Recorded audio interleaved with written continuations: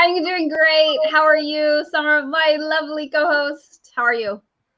I am doing great. I just got back from a little break. So yeah, it's good. I literally just got back. Yeah, she literally just got. You know what I love about that word? I love how the British say it literally. I like how they literally, not literally, it's literally. I Yeah. like how they say paper mache. How do they say it? Papier mache. Yeah, Papier they do it mache. French. Yeah, I was like, oh, Yeah. I noticed that they incorporate a lot of French. So, for example, I told we have talked about this before. Yes. We have a friend in the not in the France. We have a friend in the UK, and for example, and I have a friend that I haven't talked to in a while, but he lives in Harrogate and over there in the UK, north of England, and it was so interesting because I had to compare the American version to the British version. And I love it because I went down this rabbit hole, girl. It was crazy. Like for example, was I went I know, shocker. Yeah, so for example, Americans call it an eggplant. In the UK call it aubergine. Here in America we call it zucchini. There in the UK they call it courgette. And I was like, where did these beautiful words come? And then it's actually a derivative from French. So I was like, man, I mean, eggplant, aubergine. Yeah. I mean, do they call it aubergine plant or just aubergine? I think it's just aubergine. It's interesting. Which is, yeah. So if you're familiar with colors, yeah, that's where that comes from. Because aubergine is that dark purple. So it's like, why is there stuff so much prettier? Yeah. You know, let's see. But in the UK, they call, you know how we call things whipped cream? It's so funny. What is it called? There's actually another word for whipped cream. Yeah, because here's the thing. It was when we went there, I'm like, what is that? It's double cream, whipped cream, but it's called something like Whizzit cream or something like that. Hold on, let me see if I can bring it up. It's called. Oh, see, now I'm not able to find it, but it's not called whipped cream. It's squirty cream. Double cream. No, squirty cream. Really? Because here I was looking up on Google. It says double cream is how the basic whipped cream. Double cream is the British term for heavier whipping cream in the United States, but is a little thicker than our whipping cream. But the stuff in the can, it's called squirty cream. Squirty cream. Because when I was shopping, because we go there like every year when we can, right? And when I was shopping, I was like, what is that? And I was like, is that called squirty cream? That's what they call whipped cream in a can. I don't think it was so funny. I mean, I'm sure they're used to it, but from my mind, when I go to marketing and advertising brain, that does not sound, well, maybe in some industries, that does not. That's just kind of like the thoughts that kind of start rearranging in your mind. You're like, yeah, no. Yeah, no. I hope my dad is not watching this right now. Anyways, what's our question? Squirrel. Yeah, folks. All right. Thanks for joining us. You are now tuning into the I can't even talk. Life, Love, and Money Show with Summer and Jen. We're just talking about how we compare different words in Britain versus America because it is English, but they're very different. So that if you're just tuning in, that's what you walked into. We're moving on to the show. Yeah, we are moving on. So welcome everybody to the Life, Love, and Money Show with Summer and Jen. We are here every Thursday just for you to answer your life, love, and money questions. And today's question has to do with how to respond or react to shocking news. And this week's episode in question is, life was going along so smoothly, and I had big plans to meet up with my business partner. We had multiple meetings and photo shoot planned and a meet and greet with a bunch of people lined up. And just days before leaving for our business trip, COVID test, one of us tested positive for COVID. Now what? That one over there. Tested positive for COVID. So give them the context, Jen. Yes. So for those of you who were with us last week, I had to explain the backstory so this makes a little more sense and there's some context to it. So Summer and I actually, amazingly, have never met in real life, and we've known each other for over a year now. So we had this amazing business trip planned out. We had a photo shoot, we had a studio interview set up, everything. Tons of stuff. We were going to meet up with people. We even had a networking event scheduled. And so I had a run-in with a possible contact. It was a family member, but actually there was a whole backstory to that. I'll spare you guys that story. But anyway, it prompted me, it prompted me to get tested. So I go in and get tested, and then I come out positive, which is so strange because I find out through this was like all last week. I find out I truly am asymptomatic. No fever, nothing. So it's kind of scary because, you know, I've been going about all these weeks without even realizing I was even carrying the strain. So just for ish and giggles, I wanted to take my son to get tested just to make sure he's okay, because he's around me like 24/7. So I said, hey, let me test again. And I was already dead set. And Summer and I were just joking around. I go, wouldn't that be funny if the test came out negative? Okay, guess what? 2 days later, after that second test, I was negative. Yeah. And I mean, it was just this whole roller coaster of emotions where, you know, you realize, like, you hear news and then you're just like, I mean, I'll be honest with you, I was completely pissed. I was so angry about all the things that got derailed. I was so worried about people who did I see, you know, family members or whatnot. And then just thinking like all the stuff that we had been planning for months, and then having to, you know, undo it, you know, and thank God for this woman grounding me and just like, it's okay, you know, you're healthy. And I was like, here's the weird thing, guys. I don't have any symptoms.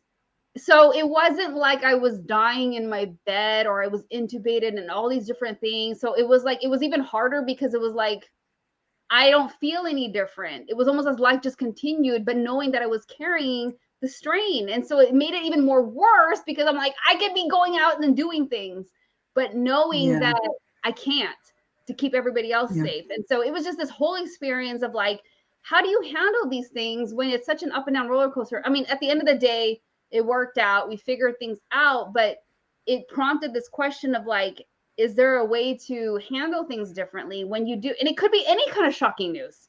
It could be when you find out a negative test result. It could be, you know, health related. It could be a death in the family. It could be, you know, loss of a job or whatever the case may be. And so here we are talking about this because there is a way. And I love how Summer was going to go into, especially she always brings her clinical perspective into it and her experience. But yeah, I mean, we as you all know, we go live on Instagram. And so we've talked about a lot of different ways of like how it's so much beneficial, how much more beneficial it is to be responsive versus reactionary. So yeah. Oh, absolutely. It is so important. And I know, just as a human, when we hear news that is shocking, our first reaction is like, oh my gosh, it's almost like you're paralyzed. You don't know what to do. You're just kind of like, wow, taken aback. And it is okay. It is okay to understand that what you hear is going to be impacting. But here's the switch, right? Here's the interesting catch here. It is how you respond versus react. So reaction is a reflexive action. It's reflexive in nature. It is based on emotion. The action may result in reaction or reactive behavior versus a positive response. And here's the big gist of this. What do you want the long-term goal to be based on your response? What do you want to see happen? Because if you're reactionary, let's say, for instance, somebody just kind of pushes that button the wrong way with you in a store, in a car, and you just start going off, you pop off, you like just blare your horn. There could be a response to that or a reaction to that where somebody might take offense to that. And so you need to be prepared for that, or you could respond to that situation, take a step back, take a breather, Count back from 5, 3, 2, 1 to really let yourself digest what is happening versus it being a reflexive response. And you can then make a better decision for the outcome of your behavior. Yeah. And that is really important because we have, as a constant, we have personal control, or we can personally adjust or regulate our emotions based on what is happening in the world around us. Does that make sense? Oh my gosh. Yes. We can regulate as human beings. We have the fortunate capacity to regulate and adjust how we respond to something. That's a gift. That is a true gift. We have the insight to know that we can respond to our emotions, thoughts, and behaviors in particular ways. And I know that we all have like these feelings about things, and it's like, oh, that's how I felt. That's right. That is how you felt. Yeah. And you don't have to discount that. Never am I saying to discount your feelings, but what I am saying is take a step back, take a breather, and make the decisions based on a response versus reaction, because a reaction really isn't going to be an outcome that you necessarily choose for yourself. A response is. Yes. I love what you said, Summer. It really comes back down to personal control. And I know that's so hard, especially if Summer and I are both Aries. We are just by nature reactionary. I can say I'm an Aries, I'm Armenian, I'm Filipino. I can blame it on every single one of those things. Heat in her blood. Yeah, I know. It's wild. But it's so wild. It really does have to do with how you manage yourself, right? And what does that look like? So what are your thoughts? What are you thinking? What are your emotions? What are your behaviors? How do you respond? Think of this as an opportunity. Think of this as an opportunity to achieve your personal goals related to your emotions, thoughts, and behaviors. So here's a couple of tips. Breathe. When you breathe and you take a breath and you have to stand back and just kind of take that in, hold it, release that. Even if you do that now. Okay, let's do that together. Ready? Yeah, let's do it. We're going to take a deep breath and you're going to hold it for a few seconds. So take a deep breath. And then slowly, with pursed lips, let it out as far and as much as you can. And you will feel your eyes becoming softer in their sockets, your shoulders kind of going down, your stomach kind of easing. So with just a breath, you can see how this might change. I mean, this might even put me to sleep for all I know. Right now, I'm just kind of like, woo, right? How did you feel, Jen, when you took that breath?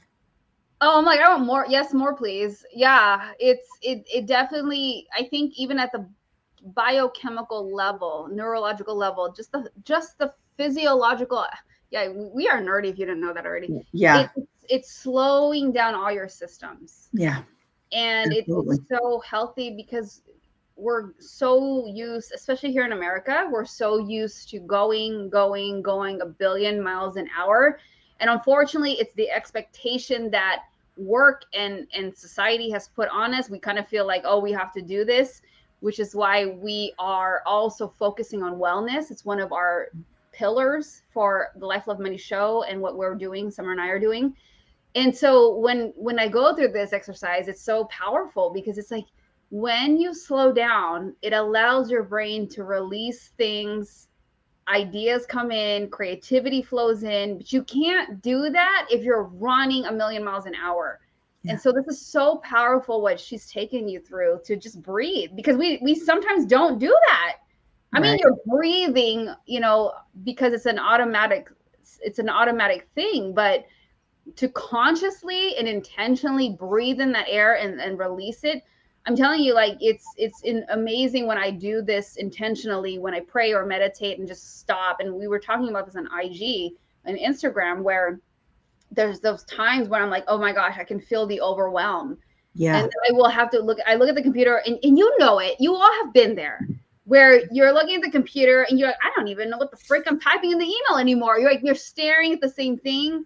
It's because you have just flooded too much now in your brain, and there will be times where I'm like, I need to just step away. I don't even care if it's 5 minutes. I mean, even for your eyeballs is a good exercise, especially if you're like over your 40s and you've got glasses and you're going blind. Like I have to do that anyway. So Yeah. I will break away and just breathe, like what Summer just took us through.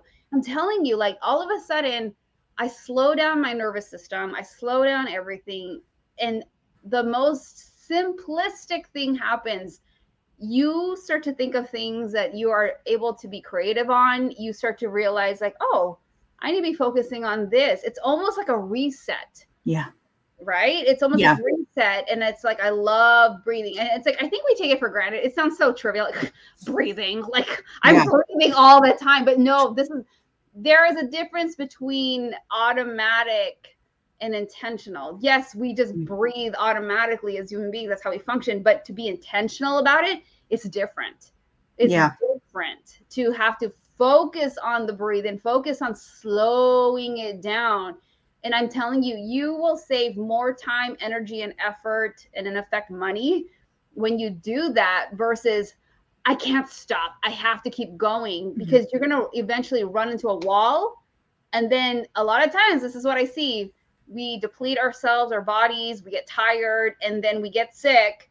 We waste more time trying to recover than had you just stopped for 5 or 10 freaking minutes to do that for yourself. And it's the most ironic thing. Like, oh my goodness, like that. And that's what I focus on. Like, if I just take 5 to 10 minutes, it'll save me hours in the long run. Absolutely. I love that. So, and this is different. This is not just like breathing, right? Because you don't want to pass out that way either. This is more of the diaphragm, coming from the diaphragm. So it's diaphragmatic breathing. And so what you're going to do is you're going to take that breath from your stomach area, and you're going to go deep with that breath, and you're going to feel your stomach move in and out, right? And so it's like, and then you put your lips together, purse your lips, and you take that breath and you blow it out as far as you can. And you're going to feel yourself relaxing. You're going to feel your eyes relaxing, your shoulders relaxing. You're going to feel your whole system relaxing. And as Jen said, it kind of, allows for that release, that tension release, and it allows for you to think. And here it is that we get back to the question of why I'm asking you to do this, because it really does give you that moment of, all right, it's giving me the opportunity to think about what I want to do, what I want the outcome based on my behavior, what I want the outcome to be. So breathe before you respond. Take time to respond versus react. Write out a response and let it sit a day to see, especially if it's news that you have time to respond to somebody. Take that time to write it out, how you're feeling. That's why journaling is so important.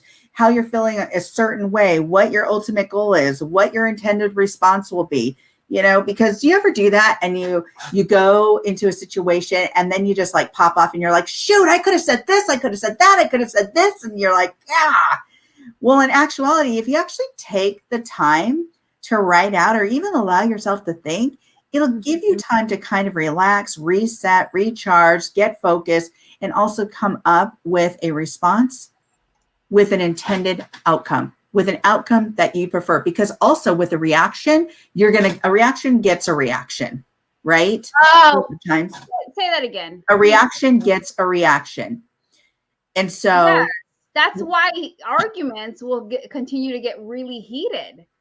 Because exactly. You are both throwing fuel and butane into the fire, and that's why it doesn't get anywhere. And this is why it is hard. It is hard because you are having to ask yourself to practice self-control and discipline, and to be okay. I am in control. When you're just like, I think do you ever watch Yosemite Sam, Warner Brothers, the old Bugs Bunny? What did Yosemite Sam do? He was like, wow, wow, wow. He is the ultimate reactionary character, right? He's like wow, wow, wow.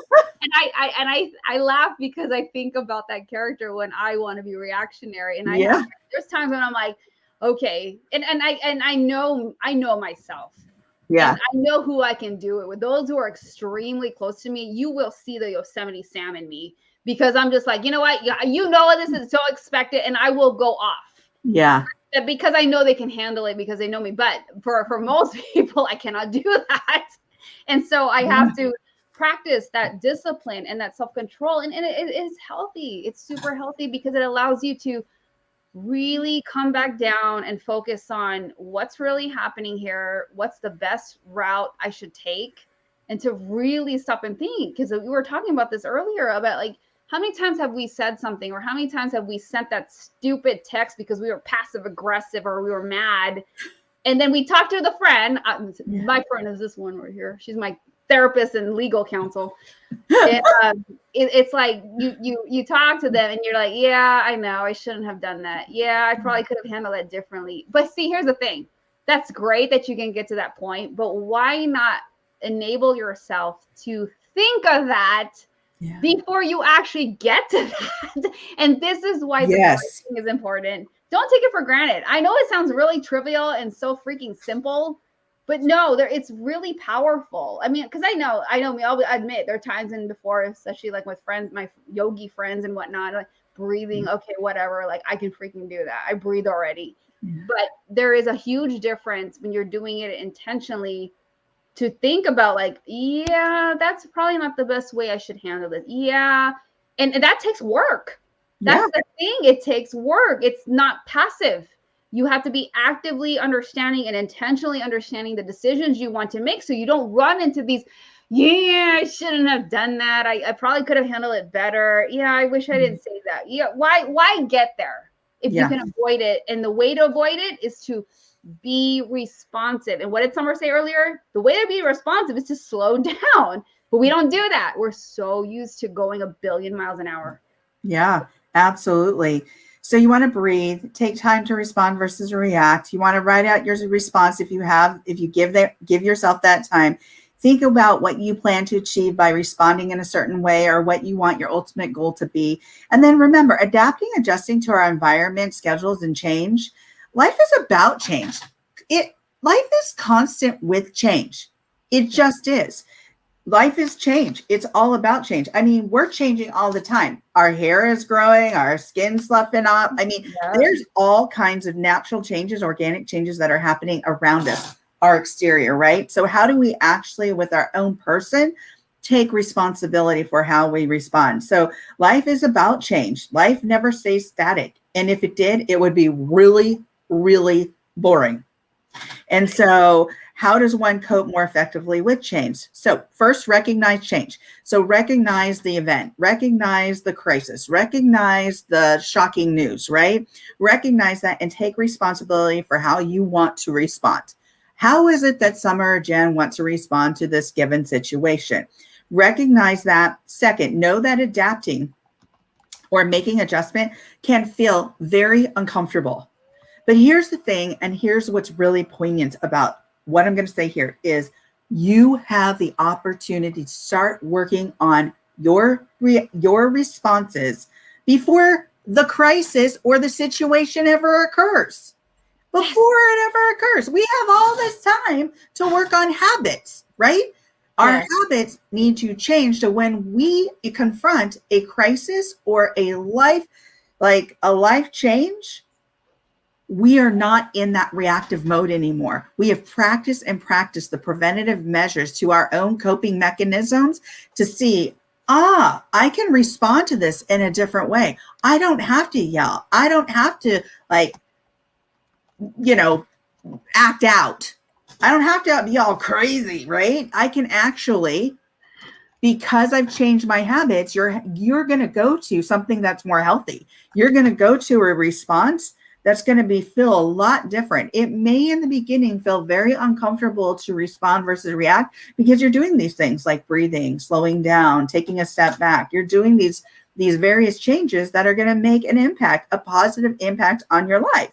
So plan for it. Plan. What I mean by planning for the life event or the crisis or the shocking news is making new habits, creating new habits.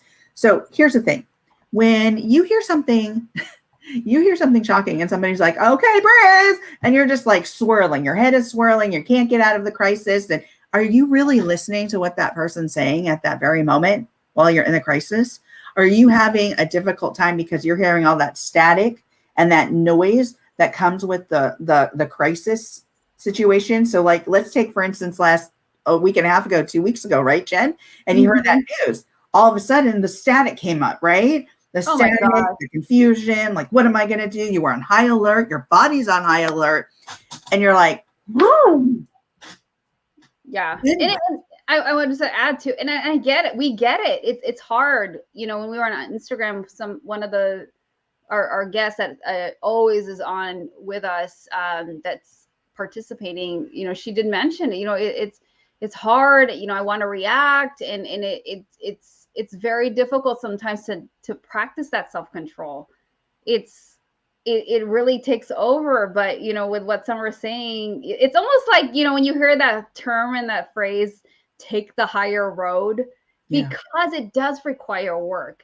And it doesn't mean that it doesn't have to stay difficult all the time. I think it's one of those things that it's a muscle, and it's a habit, and it's a thing that you have to practice anytime this comes up, and you get used to it. If it's not something you've normally done in order to handle situations where there's some crisis or some news or something that throws you off, it's like it's not, you're not used to doing it that way, you know. And I think about arguments or potential arguments that I get into in my personal relationships, and I think, like, you know what, like, I have seen enough damage, I have seen enough where it didn't go right because of what I did or because of how I handled it. And I'm telling you, what she is saying works.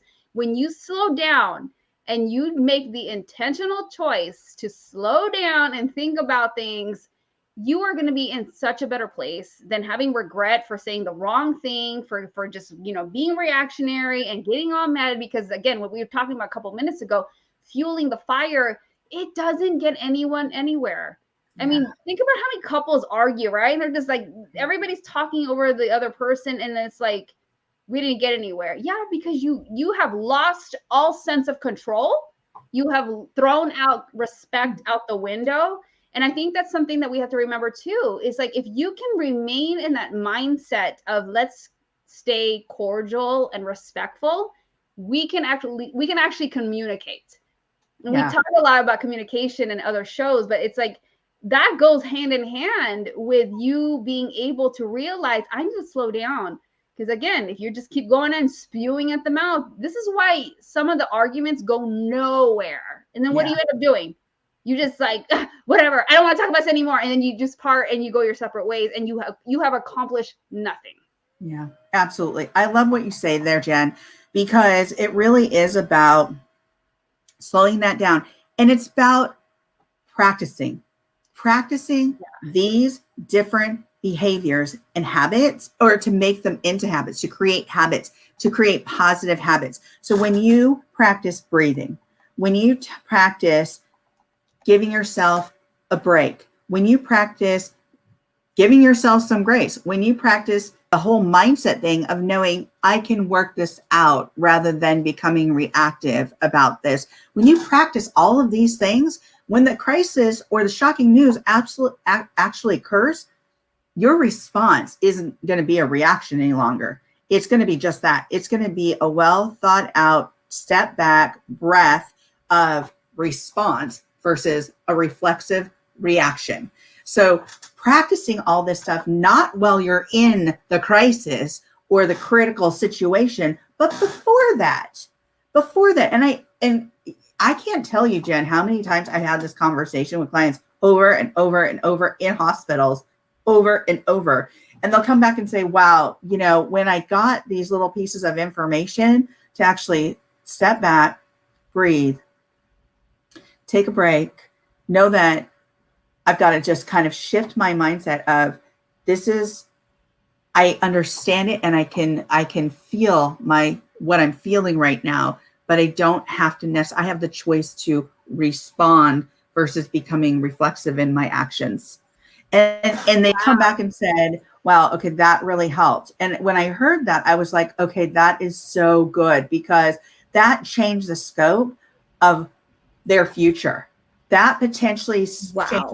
So imagine this. What if you're in a situation and you get pulled over because they think that you might be drinking or driving. But if you, rather than getting escalated, right? And saying, I wasn't drinking, I wasn't doing this, I wasn't doing that. Rather than saying, okay, what is it that you need from me? Oh, you need me to get out of the car. You do all these things. And all of a sudden, it then leads to, okay, that person's totally fine. But if you become reactionary, you could potentially run the risk of getting arrested, doing this, doing that, because you weren't listening. You weren't taking a step back. You weren't breathing. I mean, that is a choice that we make too, right? Yeah. How we respond in a critical situation. And let me tell you, I've been in a lot of critical situations working on intensive units where people are in deep symptoms of depression, psychosis, anxiety, where they're acting out, they're biting, they're spitting, they're urinating, they're throwing stuff at you, right? And it's like, you have to, that's reactionary. But at the same time, I get to a degree why people do that. But at the same time, they're not thinking about their end result, the end results. That's the key. Right. That's the key. We're not saying that you're not entitled to your feelings. We're not saying right, not at all. We are not saying that, but this is about you being smart and wise about how you respond to it. Because here's the thing, feel all the feels, but you will have to also take the consequences that come along with that. We're not saying you're not entitled to feeling mad. We're not saying you're not entitled to be pissed off and whatever, however you feel about the scenario. But also understand the caveat to that. You want to be reactionary. You got to be willing to take what comes with that, because you weren't willing enough to have self-control. And that's basically it. It's like, why not just approach this the wiser way? Because at the end of the day, this is about you winning. This is about you winning and whoever you're interacting winning. We want it to be a win-win situation. Yeah. But when you want to be reactionary and be all up in your feelings and feeling righteous, and again, we're not saying that you're not entitled to those feelings. Right. Absolutely. What's the best outcome? Yeah. You will waste more time being reactionary than had you just taken 5 minutes to breathe and be like, okay. And that's the caveat. It takes discipline and self-control.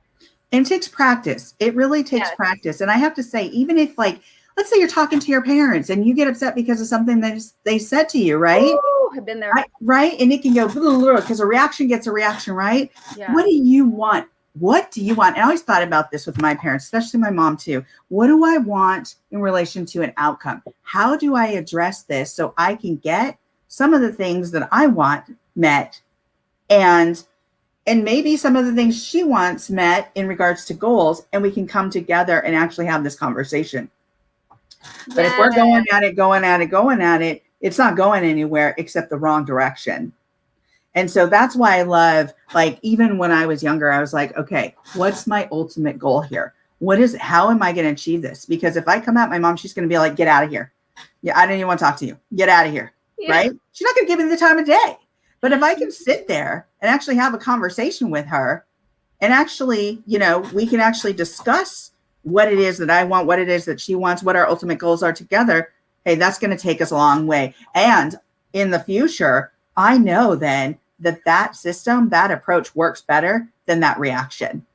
And so every time I practice that is so helpful. Anyway, so. Yeah. You remind me of a phrase that Conrad taught me, which is so strange because it actually changed my perspective on the word compromise. And he teaches this to his kids. He says, compromise, everybody wins. And I'm like, okay, I agree with that now. I can see that. Mm-hmm. So when you're talking about your scenario with your mom or when we're dealing with our parents, it's like, how do we compromise? Because in my brain, I have come from the perspective of like, compromise? No, I want it all. I'm the winner. But no, I get it. It's you like, will win. In the end, you do win, so. If we can look at it like shared collective, we all win.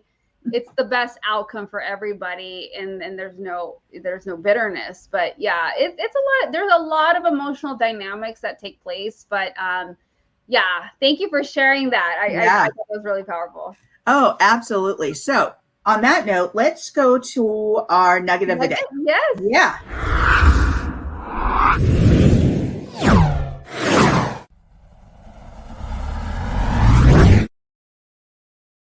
Awesome. Go first? Yeah, go first. Yeah, so I'm just gonna my nugget of the day is borrowed from, if you're familiar with Seven Habits of Highly Successful People from Stephen Covey. One of them is begin with the end in mind. And I think of that automatically when I think about this discussion that we've had for the past several minutes, because when we're in those high emotional, all that stuff that's going on, I think if we can look at what the consequences are, if we can look at, if I do this, what's going to happen? And when we can do that, when we can look at beginning with the end in mind, it helps us to, this is why we have to slow down and breathe. It helps us to rethink, well, what do I want to say? What do I want to text? Do I want to be sarcastic? Do I want to be passive aggressive? Do I want to be snarky?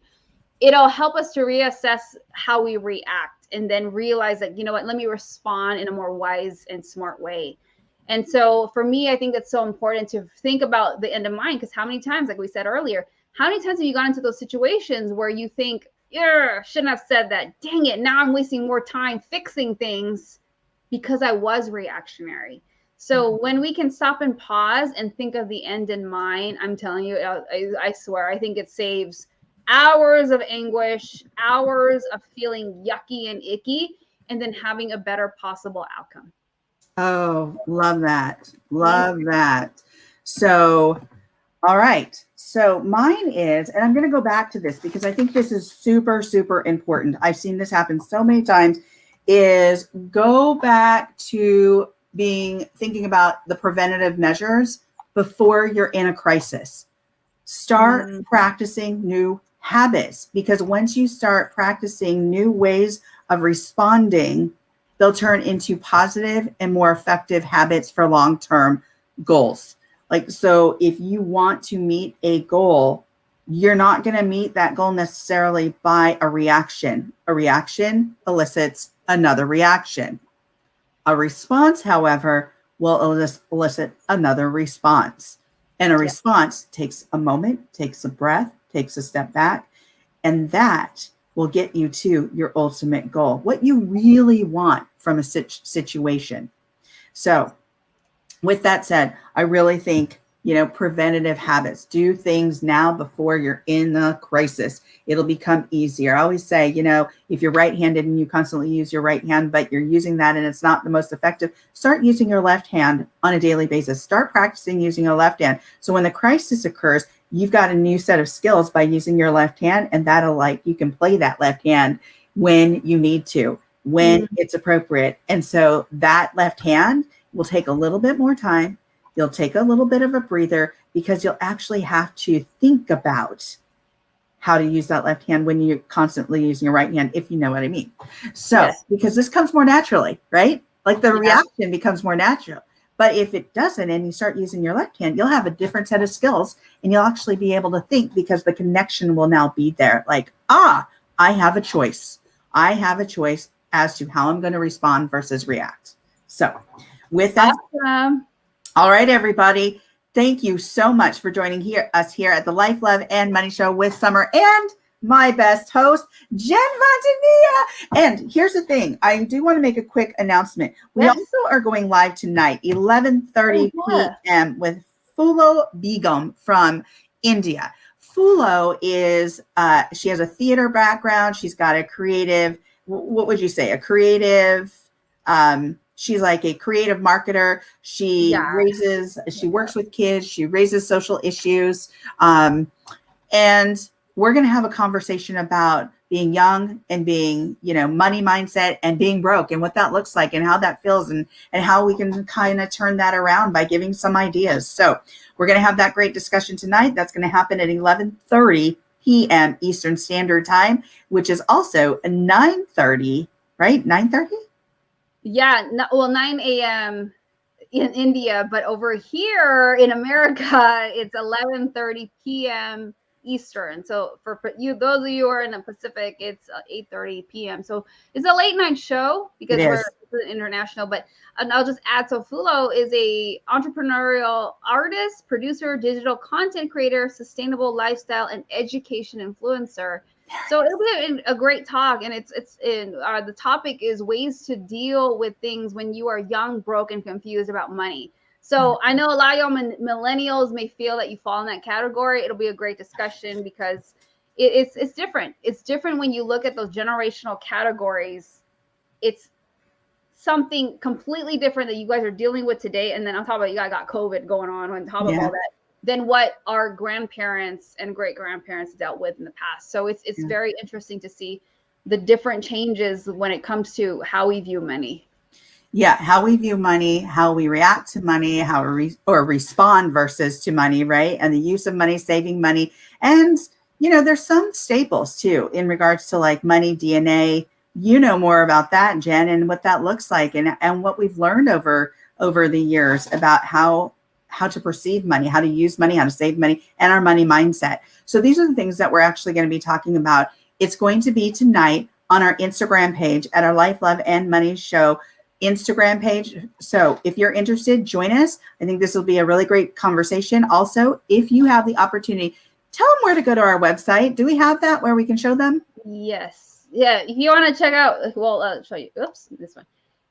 If you want to join tonight, go to the Life, Love, and Money Show. Go to the live. Again, if you're on East Coast, it's 11:30 p.m. tonight. And if you want to go check out our page, you can go here to lifeloveandmoney.com. Yes. And that's so exciting. We are so excited about the lifeloveandmoney.com, our website, because on our media page, if you click our menu, go to media, you will see all the articles that we have written that have been published. We are now international lifestyle writers. We have been on radio shows, TV shows, and we've been published multiple times regarding things that might be of use to you and to others. So check out those articles because we talk about lifestyle, wellness, strategy, relationships, love, life, all of it. So, all right, friends, thank you so much. We appreciate you being here with us. Take care and have a great Thursday. Ciao. Thank you, Jen. Thank you, Summer. All right, everyone.